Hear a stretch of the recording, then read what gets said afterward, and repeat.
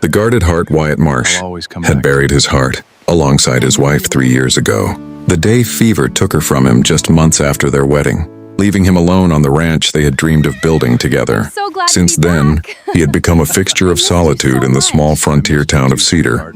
Hollow, the quiet rancher who spoke only when necessary, who avoided church socials and barn dances, who had made peace with a life lived entirely for himself and his cattle.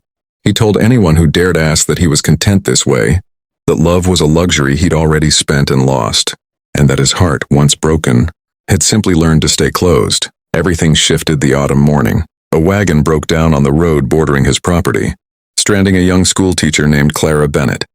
With a lame horse and a splintered wheel, Wyatt, riding the fence line, spotted her stranded figure from a distance and, against every instinct urging him to simply ride past, found himself dismounting to help. Clara greeted him with a bright, easy warmth that immediately put him on guard. She was nothing like the cautious, weathered women of the frontier he was accustomed to, but rather someone whose optimism seemed entirely unbothered by hardship, her laughter ready even amid her broken wagon and dusty travels.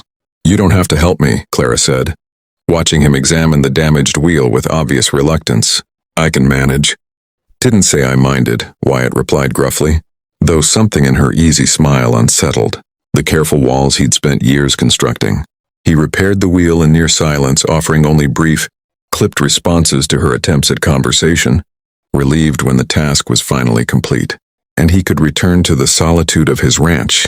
But Clara, newly arrived to teach at Cedar Hollow's schoolhouse, proved far more persistent than Wyatt anticipated. She began appearing at the edges of his property with unusual frequency while bringing baked goods, to thank him for his help, asking after his cattle, engaging him in conversation despite his consistently short, guarded responses. Wyatt found himself both irritated and inexplicably drawn to her persistence, unable to understand why this stranger seemed so determined to breach the isolation he'd carefully maintained. Since his wife's death, he tried distancing himself, offering curt dismissals whenever she visited, hoping she would eventually abandon her efforts as everyone else in town had long ago learned to do.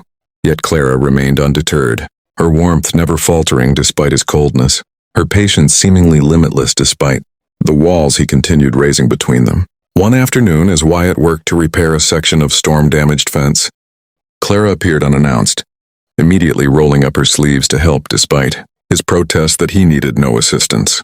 Working alongside him in comfortable silence for the first time, she finally asked the question he'd been dreading since their first meeting.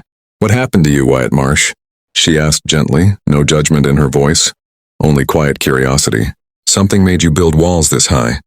Wyatt's hand stilled on the fence post, old grief rising unexpectedly to the surface. For the first time in 3 years, he found himself speaking about his late wife, about the fever that had taken her so suddenly, about the emptiness that had consumed his life ever since.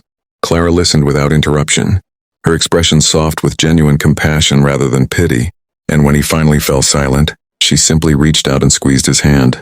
"I'm not asking you to forget her," she said quietly. "Just wondering if there's room for something new, alongside everything you've already lost."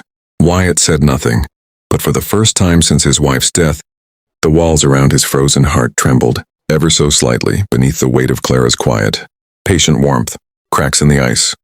Winter descended upon Cedar Hollow with unusual severity, blanketing the ranch in heavy snow and forcing an isolation that, for the first time in years, Wyatt found himself resenting rather than welcoming. Clara's visits became less frequent as the weather worsened, the schoolhouse demanding her attention, while treacherous roads made travel between town and ranch increasingly dangerous. Wyatt told himself he was relieved by the distance.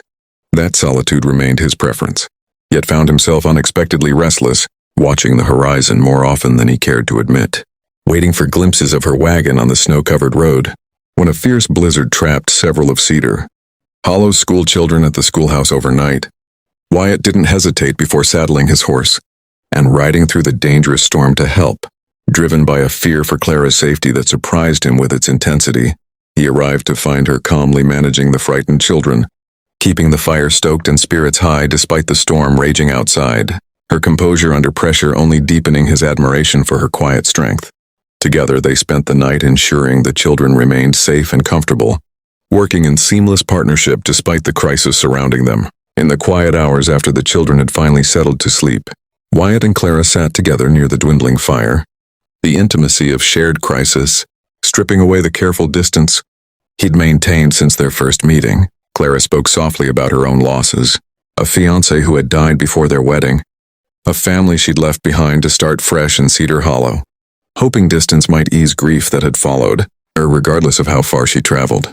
Wyatt listened, recognizing in her words a mirror of his own carefully hidden pain, understanding for the first time that her persistent warmth wasn't naivety, but rather a deliberate choice to remain open, despite loss that had given her every reason to close herself off as he had. "How do you do it?"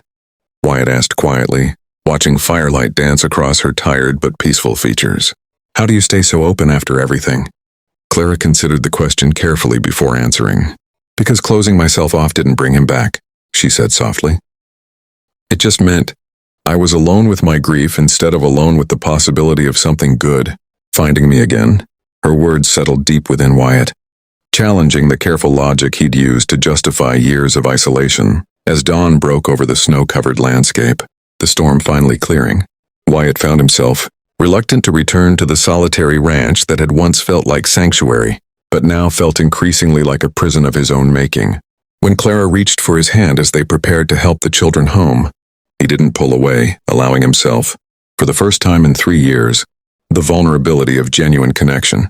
Over the following weeks, their bond deepened steadily, Wyatt finding himself seeking out reasons to visit town, to see Clara's bright smile, to hear her easy laughter that had somehow, gradually, begun thawing the frozen grief he'd carried since his wife's death.